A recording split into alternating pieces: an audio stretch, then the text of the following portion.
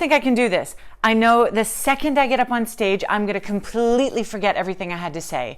I'm going to start sweating, I'm going to start like mumbling, and I'm going to lose my train of thought, and then everybody in the audience is going to be embarrassed for me, and they're going to start laughing at me. Why is it that when I have a boardroom meeting in front of 20 people, I can talk amazingly, but as soon as that camera is turned on with Zoom, all of a sudden I start sweating profusely, and I can't remember what I have to say. And then I lose credibility, I lose clout, and then people don't look at me the same way, and then they start signing out of the Zoom call, and I see them disappear, and then I get even more nervous, and then that voice inside my head starts saying, everybody's bored, nobody cares about what you're saying, and before I know it, I'm sabotaging myself. Has this ever happened to you? Does that sound familiar? Any of these scenarios ever happen in your life before? I bet they have, because they've happened to most of us, myself included.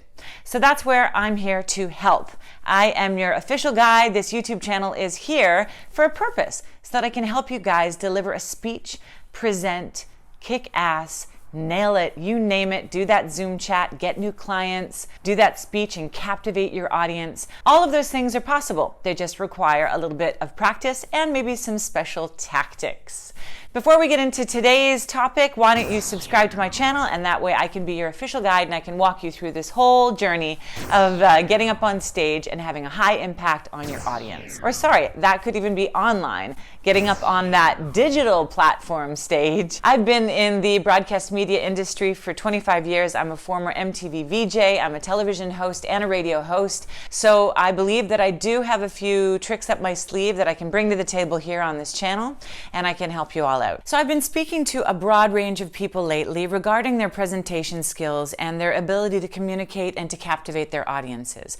So what I've gathered through all of the information and feedback that they've been giving me, that it all boils down to one very simple thing. Simple. Confidence. Confidence. People seem to be challenged with the whole notion of confidence. Confidence meaning when you are about to deliver some kind of speech or presentation, all of a sudden you get that little voice that starts telling you that you're not going to do a good job. You're not going to perform well. You're going to forget your scripts. You're going to lose your train of thought. People aren't going to be interested. You're not going to be able to get your point across, and you're not going to entertain them. And you know, I get it. We've all had a situation in our lives where we've had to perform and we've had to present something, whether it was in school, corporate, in the arts, you name it. We've all been there, and I'm sure that all of us have been challenged with our presentation and communication skills. So what I'd like to do is give you a few guidelines that can help you overcome some of these challenges. First and foremost, try not to put the focus on yourself, on your delivery, on what you can and cannot do.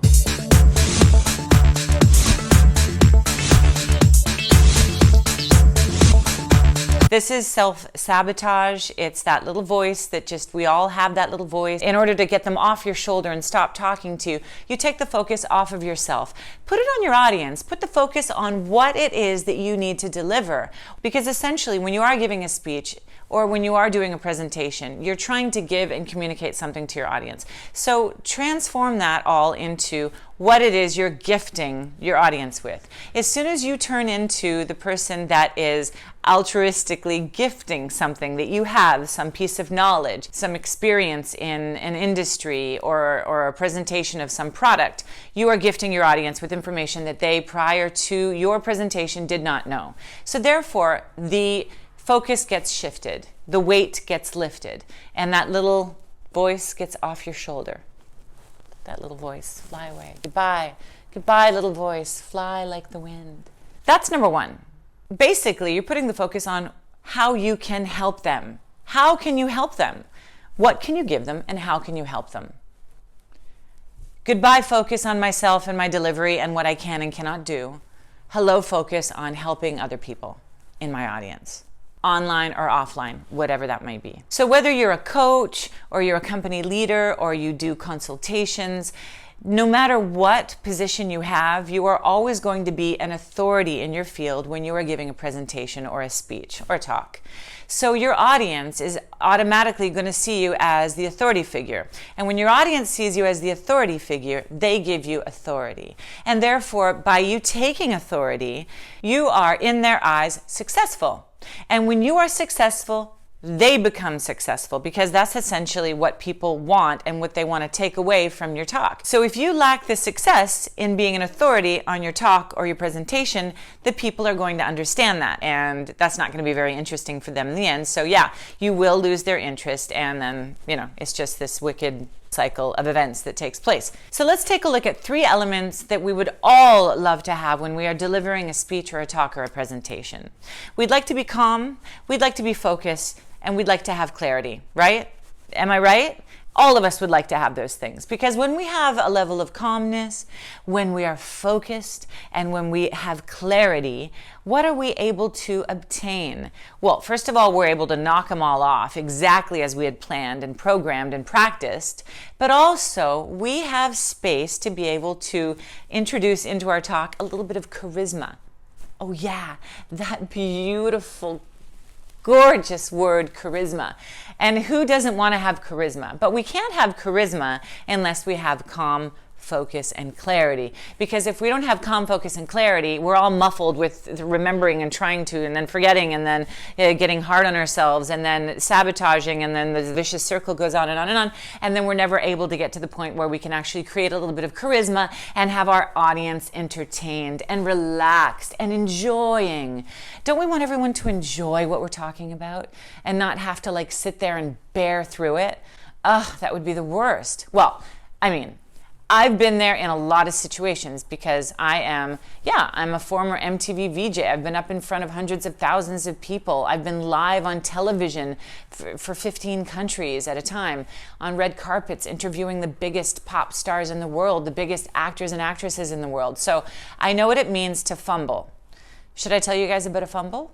One time I interviewed Sharon Stone, and I actually asked her what it was like to become a mother, because I knew she always wanted to be a mother, and what it was like to give birth.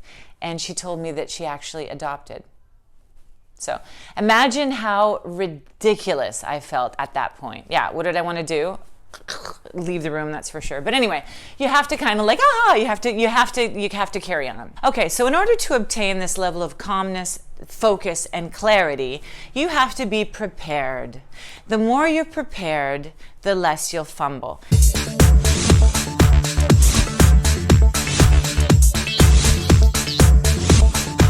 So in preparation, I don't just mean writing out a script and practicing a few times. I mean getting a few family and friends together. If you have a few people, especially people you know, they are the hardest people to practice in front of, because you know them. I find it's harder to present in front of 3 people that I know in my family in a living room than it is in front of 60,000 people while I'm up on a stage. I'm not kidding. So that's the best thing to do. Get 2 or 3 friends or family members together, sit them in a living room, and practice your speech. Practice until it's perfect. And practice not only what you have to say, walking up on stage, getting comfortable, maybe glancing at what you have to look at, but then putting your notes away and delivering. Deliver in front of them. And if it doesn't come right the first time, try it again and again and again. Because trust me, if it doesn't come right in front of your friends, it will never come right when you're actually doing the talk or the speech. Okay? Practice in front of them. No joke. It's embarrassing. It sucks to have to ask your friends and family to sit through, your practice sessions, but that's what it takes. And once you get better and better at it, the less and less you're going to have to ask family members and friends to do that. Trust me, it works. I've done that so many times. I've practiced in front of so many mirrors and so many friends and so many family members until I got it right.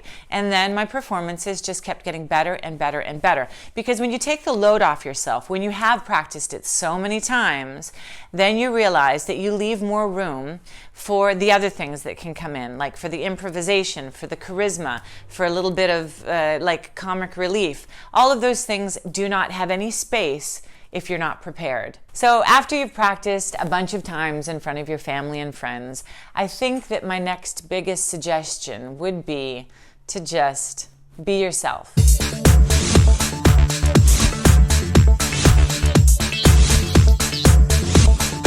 Now I know this sounds really cliche, and it's pretty lame for me to just sit here and say, be yourself. What is that anyway? Being yourself, being yourself. There is only one you. Nobody else in the world is going to be anything like you. You are such an individual, and you have that special something that you can give that nobody else can give. So guess what?